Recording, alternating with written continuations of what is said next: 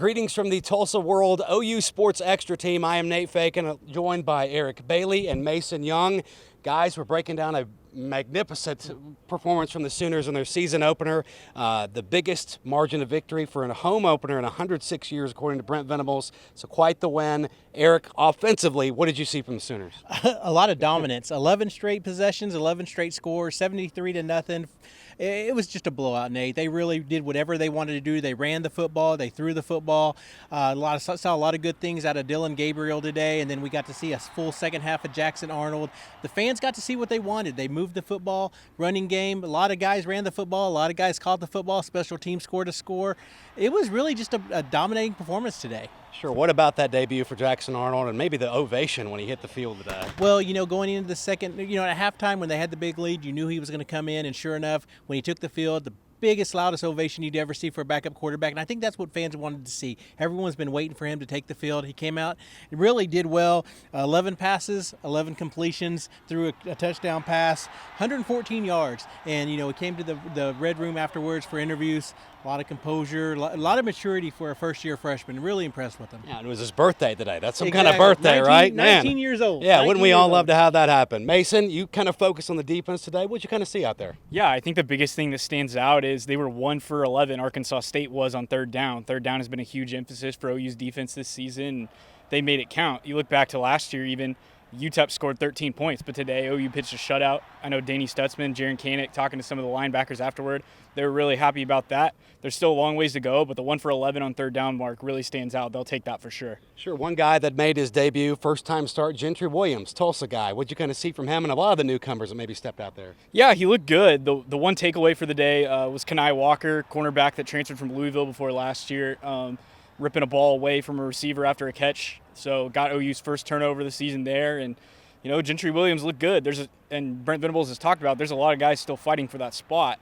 Kendall Dolby and Josiah Wagner and Makari Vickers, a lot of young guys, a lot of youth on the opposite side of Woody Washington, who's now a 24-game starter for OU. But the young cornerbacks look good, and OU's going to need them to continue to improve as they face better receivers and better competition. Sure. I'm sure everybody back at Booker T was loving that today. Eric, looking ahead to next week, what are you kind of looking for from the offense? Quite a bit to build on, right? Well, you know what? I think that they understand the competition level is going to improve. This is a good SMU team coming in, an ACC team coming in. Power 5 now. Power 5 tool as soon as next year. Yeah. So I think that's the big thing. They're going to play a better football team. This Arkansas State team was really overwhelmed from the start. Oklahoma was able to do whatever they wanted, really control the line of scrimmage. That's the thing. It's going to be a more physical game next week. But there was so much to grow upon, so much momentum that was built here offensively. Your running backs got to run. I thought it was interesting what Jeff Lebby said today, because there were some plays where he had Jackson Arnold running up the middle, some power plays, going up the middle, running into the teeth of the defense. We were asked Jeff Lebby, what'd you do that for? He said he wanted to dirty him up, wanted him to get some hits. I mean, he's not going to be shy about running the football with Jackson Arnold, and that's a good thing for this freshman. He needs to get some college hits.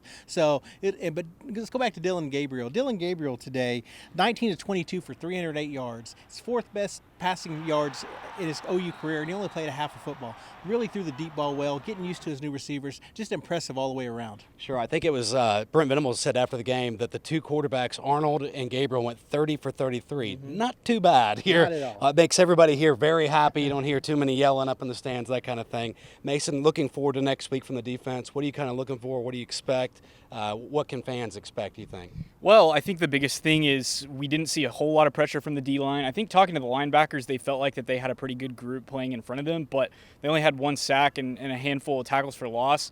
That was the thing that really bit OU last year, was after non-conference play, their sacks and mostly their tackles for loss, but mostly their sacks amounted to nothing. And so continuing to get pressure on the quarterback, even if it doesn't play out in production right away, just continuing to force the issue and getting to the quarterback early, I think is going to be the big thing for them as they move forward. You have anybody you kind of maybe are keeping your eye on after this performance for next week, or maybe you think people at home should expect something big out of? Yeah, I'm really not sure. I think that there's still a lot to figure out on the defensive line. They obviously have a lot of guys at end tackle with all the transfer portal additions and also some freshmen. We saw PJ Atabare, the 5-star freshman defensive end, get in and get a little bit of action today, and that was good to see. I look forward to seeing how his career progresses. All right, well, thank you, everybody, for watching. That'll wrap things up from the Tulsa World OU Sports Extra team right here on Owen Field. Thanks.